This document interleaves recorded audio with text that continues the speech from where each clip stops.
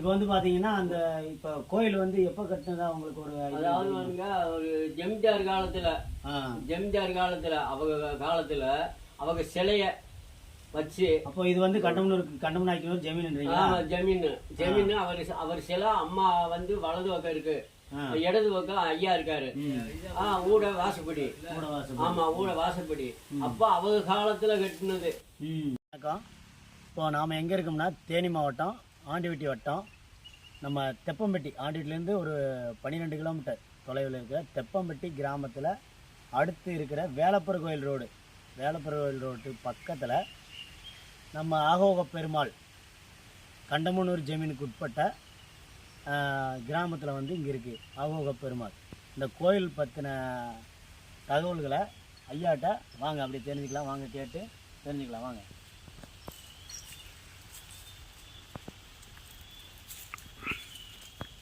ஐயா வணக்கம். வணக்கம். ஐயா வந்து பார்த்தீங்கன்னா கிட்டத்தட்ட இங்கே ஒரு 60 வருஷமாக கோயில் பூசாரியாக இருக்கார். அதனால் இந்த கோயில் பற்றின தகவல் எல்லாம் ஐயாட்ட ஓரளவுக்கு தெரிஞ்சுக்கலாம்னு நினைக்கிறேன், கேட்டுக்கலாம். ஐயா வணக்கங்க. ஐயா வணக்கங்க ஐயா. உங்கள் பேர்? என் பேர் வேல்சாமிங்க ஐயா. வேல்சாமி. இது தேனி மாவட்டம் சொல்லணுமா? அது வேணாம். அப்போ நான் தெப்பம்பட்டியில் குடியிருக்கேன். தெப்பம்பட்டிலேருந்து இங்கே வந்து இந்த பெருமாள் கோயிலில் 60 வருஷமாக நான் பரிவாளம் பண்ணிக்கிட்டு இருக்கேன். அப்பா பரிவாளம் பண்ணிக்கிட்டு இருக்கும்போது அது ரொம்ப இடிஞ்சு கிடந்தது.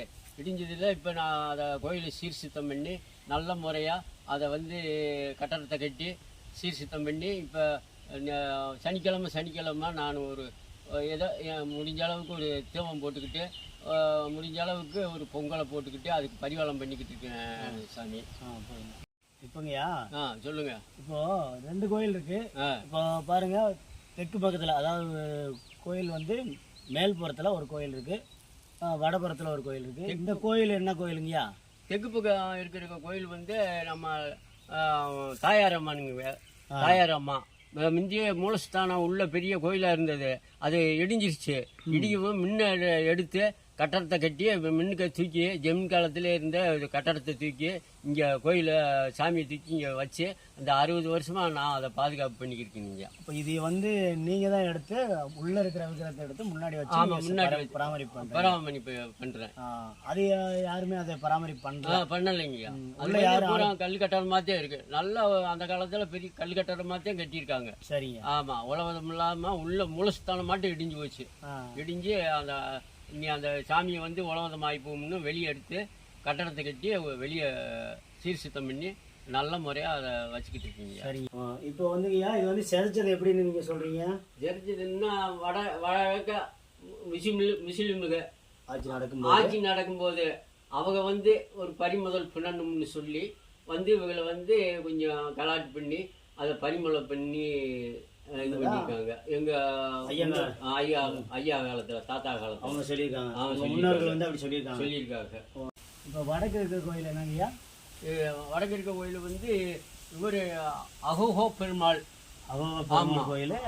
அகோகோ பெருமாள் கோயில் அவருடைய அவரு இது ஆண்டாளு. அதுக்கு பக்கத்துல பூதலட்சுமி, அதுக்கு பக்கத்துல வந்து கிரடவர் 4 சிலைங்க அந்த ரூம்ல இருக்காங்க. அந்த ரூம் பார்த்துடலாம் வாங்க. ஐயா வாங்க. கண்டமனூர் அந்த நாய்க்கினூர் ஜமீன் வந்து அந்த சிதலமடையவும் அதுக்கு அடுத்த முன்னோர்கள் வந்து இதை முன்னோர்கள் அதை சேலமாகவும் முன்னோர்கள் தூக்கி இங்கே வந்து கட்டடத்தை கட்டி இங்கே வச்சு பரிவாளம் பண்ணி அந்த 4 சிலையும் வச்சு இங்கே வந்து அதை சாமி கும்பிட்டுக்கிட்டு இருக்காங்க. நீங்கள் பூசாரியா இருக்கு. ஓகேங்க.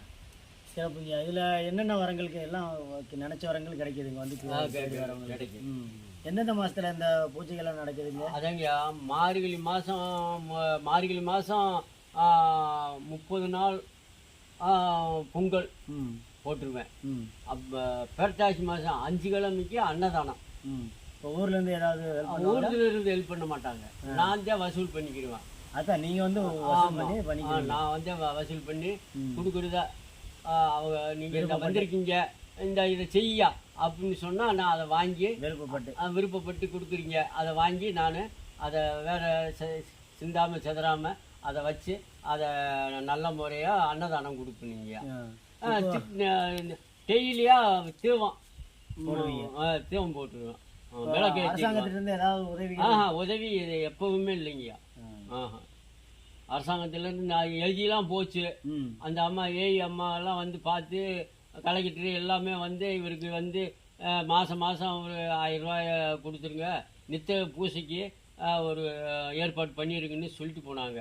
அதை யாருமே கண்டுக்கிறல.